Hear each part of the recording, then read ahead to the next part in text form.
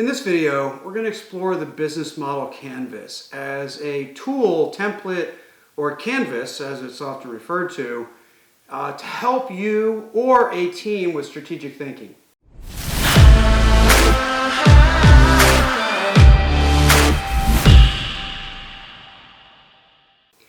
Now, what's important about this is that strategy is about putting all the pieces of an organization together to deliver on the objective. And to do that, you really need to understand all the pieces. So as we use this, I consider the analogy that a business model canvas is to your business strategy and business model what a process map is to your process. You build a process map of your process, and it gives you the opportunity to have discussions about how to make it better. It doesn't tell you the answer. Now, this is the same thing. It gives you the opportunity, and so the craft of actually building your business model canvas is perhaps more important than the outcome itself. It can help facilitate thoughts, questions, challenges, or just facilitate a dialogue with a board of advisors, with partners, with a team at any level in the organization, including at the very top. So I consider this a tool to help facilitate a discussion, put everybody on a level playing field to engage in a visual representation. Now, as we walk through the business model canvas, we're going to start from the right to the left. Now, where you start is really not that relevant. Fundamentally, I believe it's an iterative process. You bounce back and forth between sections, asking new questions, testing hypotheses. But just for simplicity, we're going to start from the right and work our way left. So we're going to start with customer segments. Customer segments ultimately is how you define your market. Now, depending on your purpose in using the business model canvas, there might be a couple different approaches to this. I do think it's important to distinguish customers, which is who might actually buy it, versus consumers, which is who might actually use it.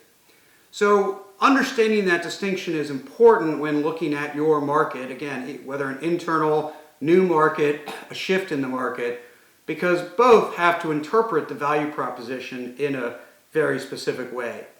Now, a lot of other traditional methods, you can look at customer segments as a way to segment the market. You can have reams of data that you go to explore this, but fundamentally you are trying to understand who are you serving in your market. Now, the next part is the intersection between the value proposition and the customer segments, and there's two pieces to this. One is the customer relationship. Now, there's a lot of different ways to frame this, but fundamentally, there is a spectrum from transactional on one end to really long-term embedded on the other. So it's important to understand what type of relationship you're really building. There's also a spectrum around really whether it's value-driven or whether it's contractual. Now, the more you have commodities, the more you have easy to find services of any kind, the more it has to be contractually driven, and the more you have perhaps a unique value proposition, the more that relationship might be value driven. There's no wrong answer. It's simply understanding where you fit on that customer relationship. Because, for example, if you have a highly transactional relationship, you need to make the points of entry into that transaction as frictionless as possible. Whereas long term, you want to make sure the lockup, the non-contractual lockup, is as solid as possible. So it just affects how you think about your market. And then the channels is really how customers find you or how you find them. And I think that's another way to think about this is really what's inbound, what's outbound. As you might have a very referral-driven business, you might have a very sales-driven business. Again, no right or wrong answer, but thinking about it at those broad terms and then thinking about what the mechanisms are that really help you drive that channel. That becomes fundamentally important. Then we get to the value proposition. Now, I almost always draw this you pull a template down from the internet, which is fine. These columns are often the same width. I really like the value proposition being a little more space because I think we want to think bigger. Now, the three main questions that I ask is really, first of all, what problem are you solving for your customer? You're solving a problem. Now, whether they know about the problem, they don't, this is the value fundamentally that you are providing because you're solving a problem for them, one way or the other. Even if it's an emotional problem or a functional one or a transactional one, you have to know what problem you are solving. You have to also know through what mechanism or what form that solution takes place, right? Is it a service? Is it a product? Is it a subscription? Is it a one-time value? What form factor does that value actually get delivered in? And then I think what's often missing and needs to be clearly thought about is what is unique or special about your value, right? So just packaging up, solving a problem by packaging it up often isn't enough to really get differentiation. So this is where we are getting the differentiation. What is unique or special in how we solve the problem or how we package it or both put together? So really defining what's special becomes a key part of that value proposition. Now, we move to the back of the house, really what all enables that. And this is where we get the key activities. Now, I really look at key activities as stuff that is, key or special. And what I mean by that, what are the things that really enable the value proposition that might not be easily copied or replicated or bought on the outside? These are the things that you want to really maintain control of, right? Everybody has to pay their taxes. That's key, right? You have to do it, but it doesn't belong in this box.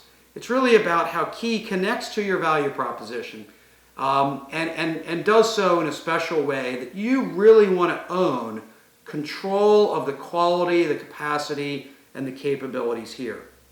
Key resources could be people, could be assets, right? Could be intellectual property. Could take place in a lot of different forms. Right? In a service business, very often, it could be technology, but very often is people. It could be assets, it could be contracts, it could be IP. There's a lot of different forms in which key resources, again, what helps you deliver that value? What would you not want to give up at almost any price so that you can continue delivering that value? Key partners are both contractual, right? So that's one part of it, but also relational as well. These could be suppliers. These could be governing bodies that you really depend upon to shape the regulatory environment, not necessarily in your favor, but at least not against your favor. These could be intellectual property where you're licensing technology from them, or where you're getting some of your key resources that help enable it. The idea is that just because you have key activities or key resources, they don't necessarily need to be in-house, but you do need to maintain control over the quality of that delivery. And so key partners, again, are very often essential in delivering the value. They're often what helps provide those key activities or key resources. They just aren't in-house. And then all of this feeds the bottom of this, which is really the cost structure, right? And here, I think the level of differentiation or the level of granularity you go into depends on how much those costs relate to the value proposition. Certain costs, administrative costs, again, paying your taxes becomes part of your cost structure. But you don't need to go into a great level of detail here. But what are those key costs that really affects the value and affects the pricing? And then the revenue streams, right? This is where you really get into different types of revenue, right? From subscription to transactional to extras. How do you think about your revenue streams as its value proposition. Now, again, all of this comes together and it doesn't paint a picture of what you need to do. It provides an opportunity to explore the relationship between these various categories. And what you should really be doing is looking at it and understanding, where do you have strengths that you need to double down on? Where do you have weaknesses that you need to close gaps on? And where do you need to pivot or make changes to what you're doing? And so depending on what problem you're trying to solve for your organization, you can use this business model canvas to have a more informed conversation. Ultimately, what comes out of this are problems that you need to solve for your organization. And they might be known problems that you know how to solve and need to execute. It's just a decision. They might be unknown problems, things that you need to learn how to overcome. But one way or the other, this creates problems that then drive your problem solving and drive your strategy. Hopefully this walk through the business model canvas demonstrates how you can use it as a thinking tool to help you shape your strategy.